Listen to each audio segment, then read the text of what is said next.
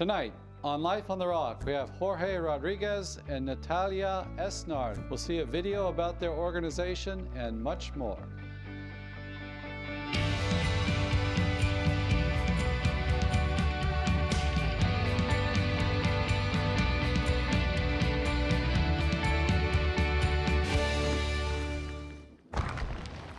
Welcome to Life on the Rock. Tonight, our guests are Jorge Rodriguez and Natalia Esnard. They are with the Blue Missions Group.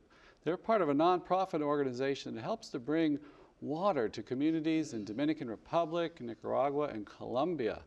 And they're going to share with us their work, the great impact it has. Do you realize 870 million people around the world do not have access to clean water? More people die from lack of access to water than any other violence in the world. All forms of violence combined. Mm-hmm. Yeah. So we're now going to a video about their organization and work.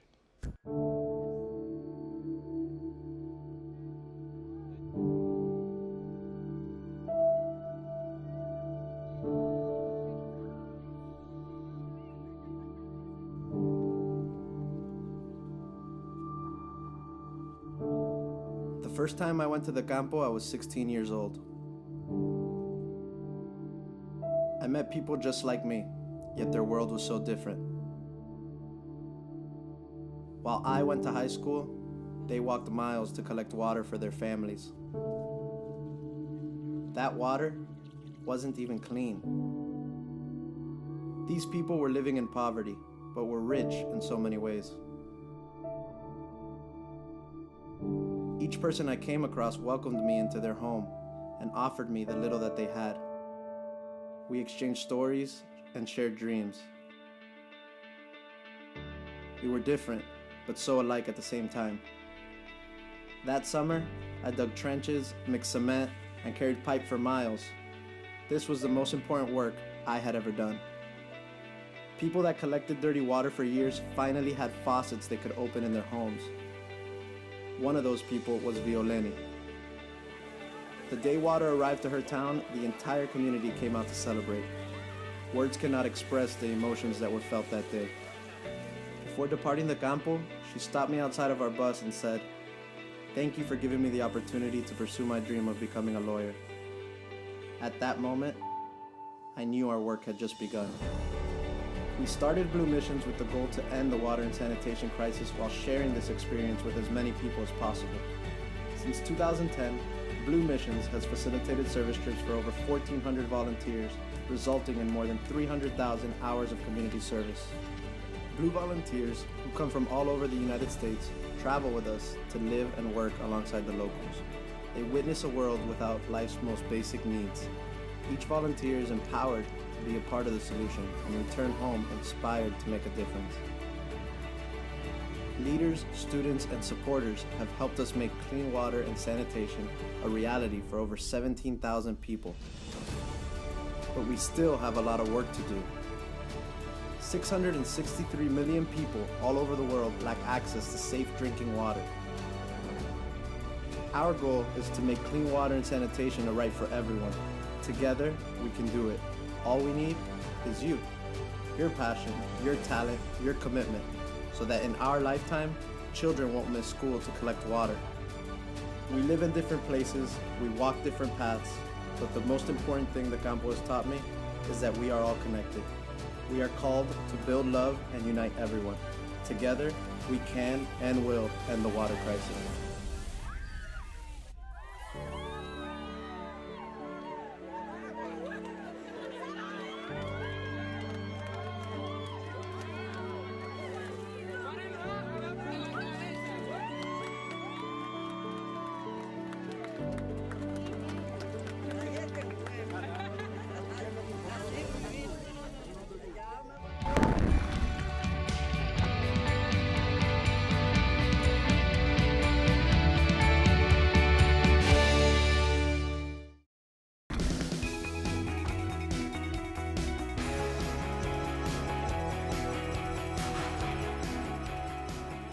Jorge and Natalia, welcome to Life on the Rock.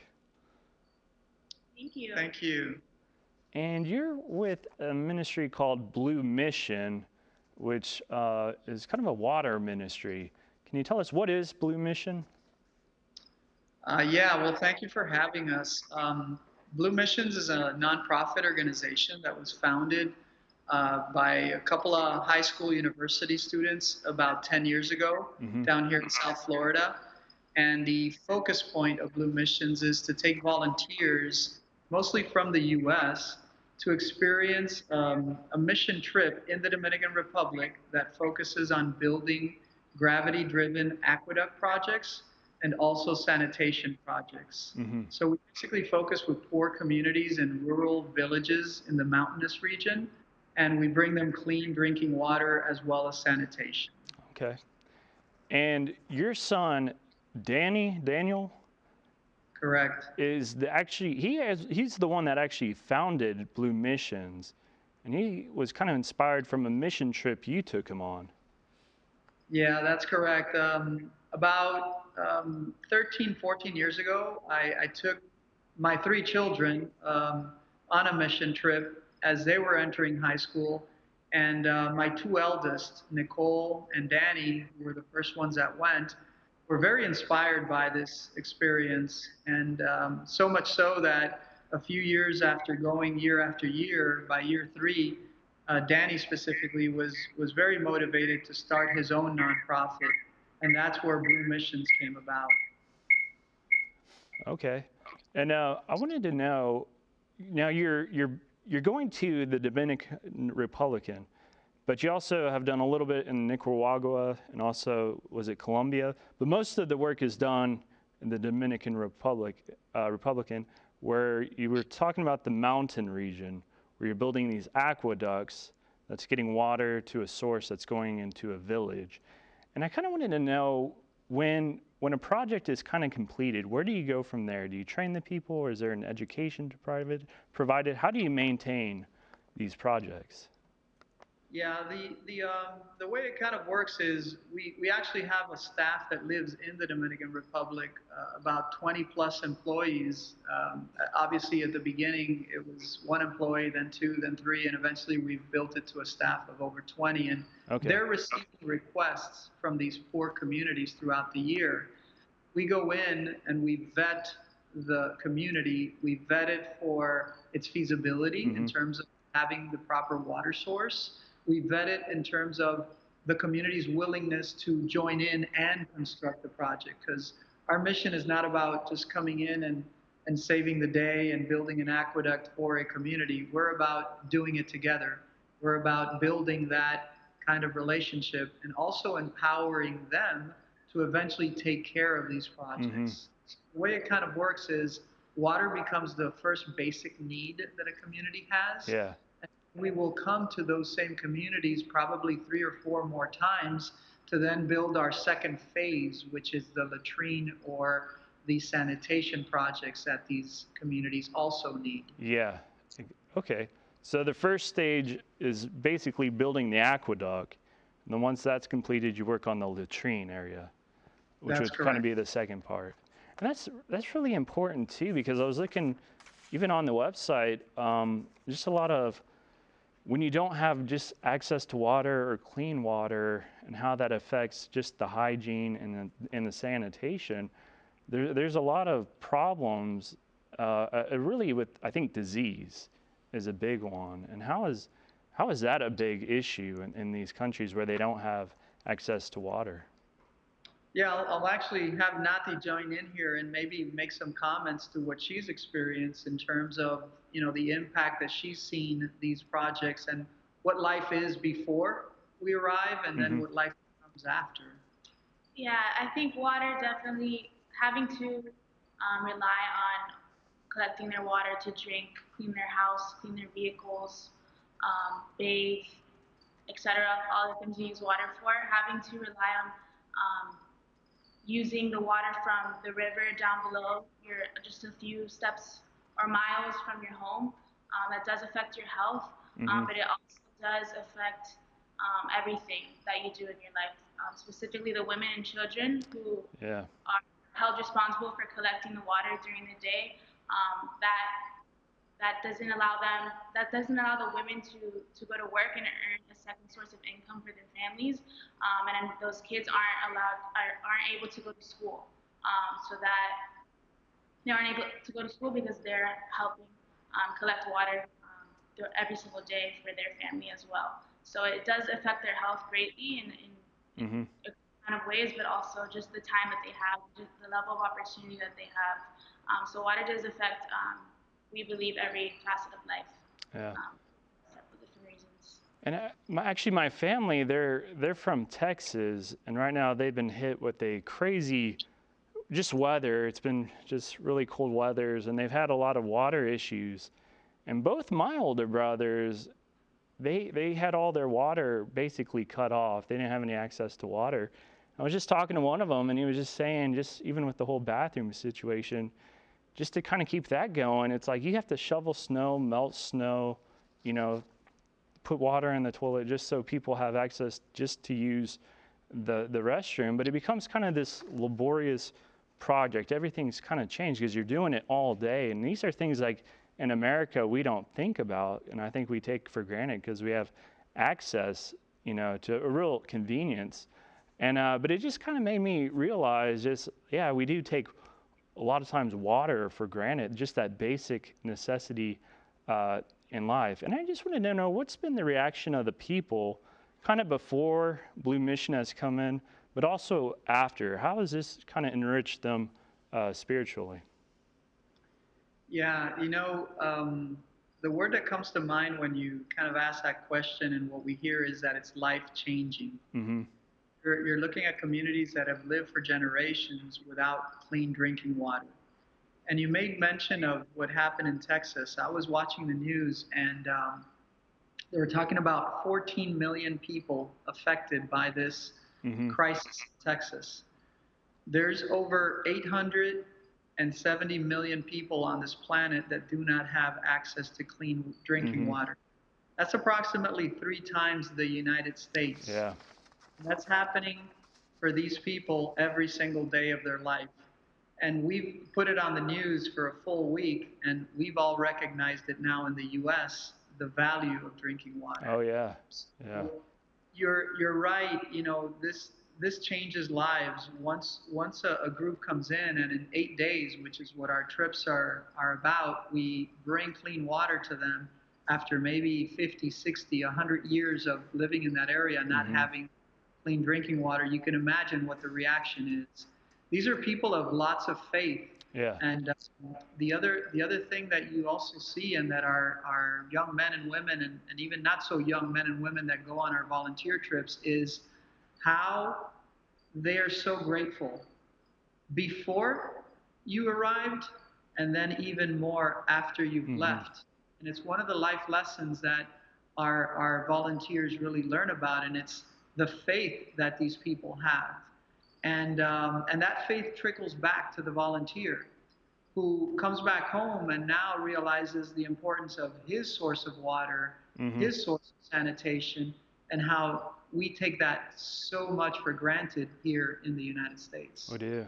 Yeah, you know, I was watching a video, and one of the videos Blue Mission provided, and I was just kind of struck because, you know, when you don't have water, you know, you're walking about a mile or 2 or 3, and then you got to lug, you know, gallons of water, you know, back to the village day in, day out, maybe hourly. That's a real strain on the body. You know, today we can just grab water, and it's just kind of no big deal. But, you know, when you're in that situation where you do really have to put a big effort, I mean, it kind of changes the way you look at things too. But I was just really struck just to know, like, you know, some people have gone their whole life without water, without access to water or clean water. How did that impact the both of you whenever you first encountered that? I mean, I'm still shocked to this day when I think about it. But when I first encountered it, my heart broke. But I mean, I was more inspired by the faith that these community members lived with, no matter what barrier they were facing. And I was really ultimately inspired by the work that the missions was doing, and the sustainability of the solution that it was. that came with all of the education and the empowerment that was being worked with those communities. That's why like my heart was broken at the fact what I was witnessing, but it was put back together when I was able to lend my hands and be a part of that solution. Mm-hmm. But yeah, thinking about all of those who still don't have access to clean water and all of the opportunities that come with it, it is hard to hear, but luckily we use that as our why to keep expanding our mission and connecting more people with this gift that water is. And I wanted to ask both of you if there was just a personal story of working with Blue Mission that you would like to share.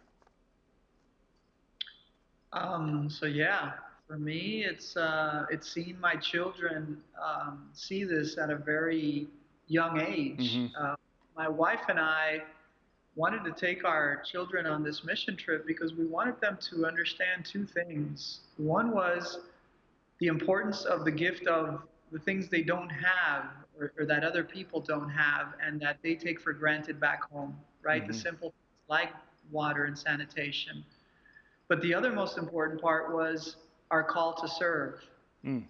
That's probably even more important in terms of the objective that we wanted to teach our children. The importance of, we have been blessed with a lot, but a lot is expected of us to go and do it to our brothers, right? So the organization we worked with prior to Blue Missions, which is called LIFO Missions and still exists, was that vehicle that allowed my entire family to kind of become much more converted to helping the poor. Mm-hmm. And here we are, 13, 14 years later, and we've taken over 2,700 volunteers. Wow.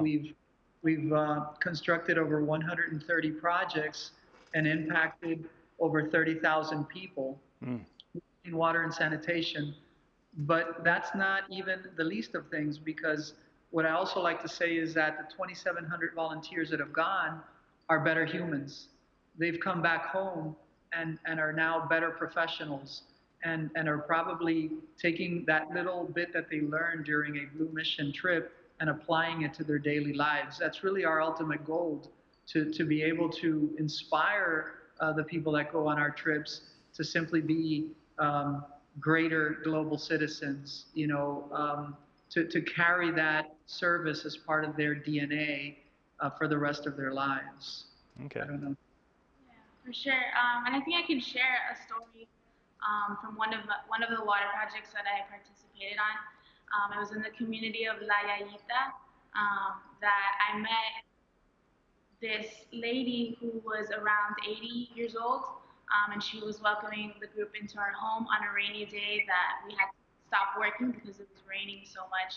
And she welcomed all of us, a group of 28 plus girls, into her home, even though we were all squished together.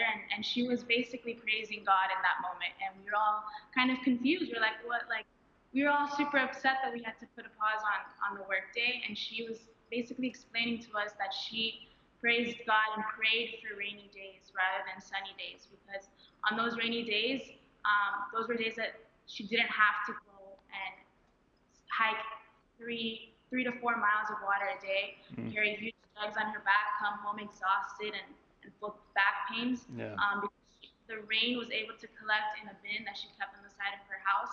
And aside from that rainy day, it saved her from about 3 to 4 more days that she could use that water to drink and do all of the things that she needed water for.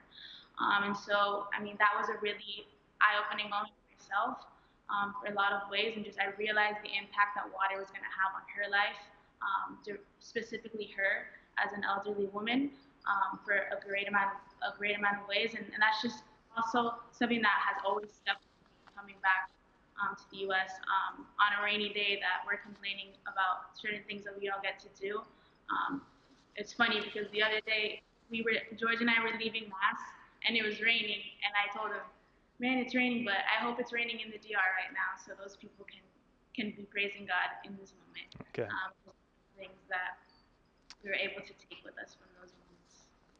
Well, okay. Well, I think anytime we're engaged in a corporal work of mercy, it's going to enrich our spiritual lives. And Jorge and Natalia, I thank you for coming on Life on the Rock, and God bless you in your ministry and the work you do. Thank you very much, and God bless you guys. Thank you.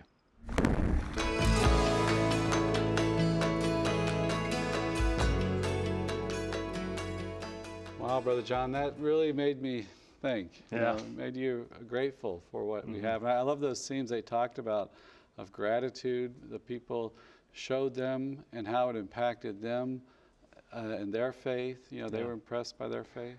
And something that actually really kind of struck me is that I wish we had kind of gotten more into this, but Danny is a young man and he started this. He saw a real need and kind of problem in the world and he acted on it. Right. And that was grace moving into his life. And he was inspired. His dad invited him to go on a mission trip. And that was something that really, resonated with him, that, hey, these people really need help.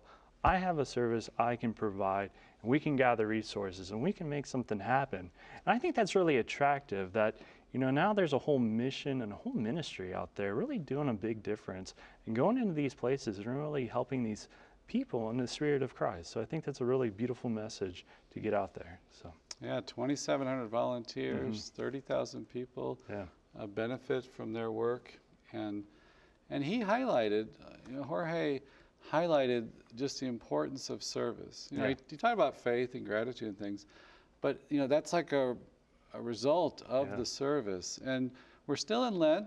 We're supposed to be doing prayer, fasting, and almsgiving. So we thought our challenge this week would be to focus on the almsgiving part of it, to serve in some way, to give in some way. So our challenge this week to you is to serve, to sign up for something, right? To be part of something. And it may be as simple as just buying bottled water, giving them to Blue Missions, and they can go in there and just give water to people that need water. It's just that easy, I think. Right. We may not have the ability to just go over there immediately, but we can make a difference even, within our local community. So. All right.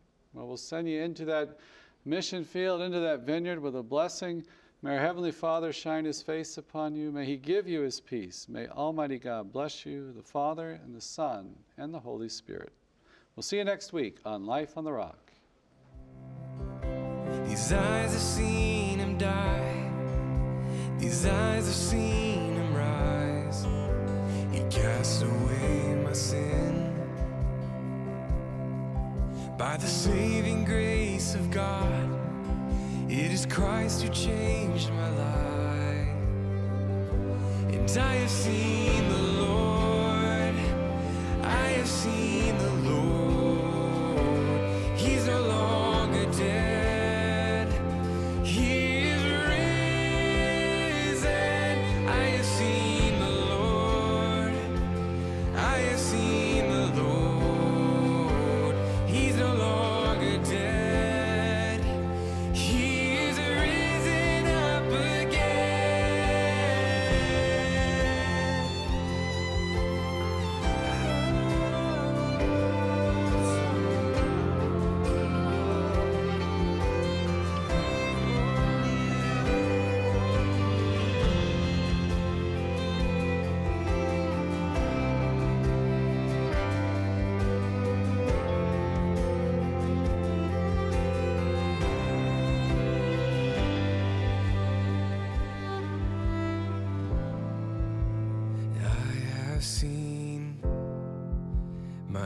have seen the glory of our God.